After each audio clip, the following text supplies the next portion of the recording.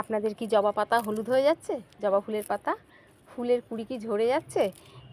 ঝরবে না, একদমই ঝরবে না যদি নাকি আমরা এই জলটাকে দিই। তো দেখুন আমাদের ছাদ বাগানে আমরা যে সমস্ত দিয়ে থাকি, আমরা মানে আমি অর্গানিক এবং জৈবভাবেই বাগান করছি, আর তাতে আমি যে সমস্ত দিয়ে থাকি সেগুলো কিন্তু আমার রান্নাঘর দিয়ে আসছে। এটা দেখে কি চিনতে পাচ্ছেন? বলুন তো এটা কি? এটা হচ্ছে থোড়।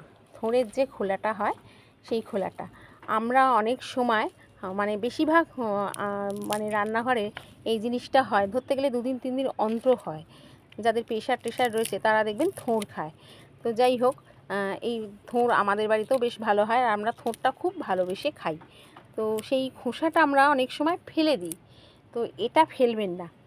এটা দিয়ে একটা দুর্দান্ত লিকুইড মানে তৈরি হবে, আয়রন তৈরি হবে।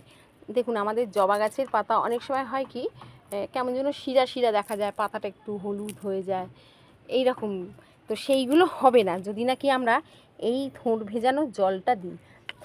এতে কিন্তু প্রচুর আয়রন রয়েছে। কিছু না বন্ধুরা, শুধু এই থোড়টাকে একটু আপনার সময় লাগবে, যত কুচি করে কাটতে পারবেন তত এটা পচবে তত ভালো। তাই জন্য আমি একটু ধরতে গেলে খুব আহামরি কুচি করতে পারিনি, মানে যেটুকু পেরেছি। এরকম অনেকটা যে টিফিনের তরকারি হয় না, আলু পটলে ছেঁকছি, সেই রকম আমি থোড়ের খোসাটাকে কেটে নিয়েছি। কেটে নিয়ে এবার কিছু না, শুধু একটুখানি এরকম জল নেবো, বেশ হাফ বালতি জল নেবো, আমার জলটা কম হয়ে গেছে। হাফ বালতি জলের মধ্যে এটা ভিজিয়ে রেখে দেবেন। এই আর কিচ্ছু না, ভিজিয়ে 7 দিন 8 দিন পচান। তারপরে এই জলটা আপনি আরেকটু জলের সাথে মিশিয়ে সমস্ত গাছে দিন। আবার মানে খুব বেশি না, যাতে আপনি যে যখন গাছে যে জলটা দিচ্ছেন সেই জলটা যেন আপনার মানে নিচ দিয়ে বেরিয়ে না আসে, এমন জল দিন যে মাটি শুষে নেবে অথচ গাছের কাজে লাগবে। সেই রকম জল দিতে হবে একটা। আপনি নিজেই বুঝতে পারবেন যখন নাকি আপনি এরকম গাছে জল দেবেন। অনেক সময় হয় আমরা না জেনেই অনেকটা বেশি লিকুইড ফার্টিলাইজার দিয়ে দিই, দেখবেন যে ড্রেনেজ সিস্টেম ভালো থাকলে হুড় করে তলা দিয়ে বেরিয়ে যায়। তো সেইটা যাতে না হয় এই রকম আমরা করব। আর এই থোড়ের খোসা বলুন, মোচার খোসা বলুন, এগুলোতে প্রচুর আয়রন। আর আমাদের জবা গাছেরও কিন্তু আয়রনের দরকার। তো দেখুন আয়রন আপনার নার্সারিতে বলুন, তারপরে যে কোনো জায়গায় গাছের দোকানে মোটমাট কিনতে পাওয়া যায়, কেনা অবশ্যই যায়। কিন্তু যেহেতু আমি অর্গানিক এবং জৈবভাবে বাগান করছি, তাই আমার এই থোড়ের খোসাটা খুব কাজে লাগে, ভীষণ ভালো কাজ পেয়েছি আমি। সেই জন্য ভাবলাম আপনাদের সঙ্গে একটু শেয়ার করি।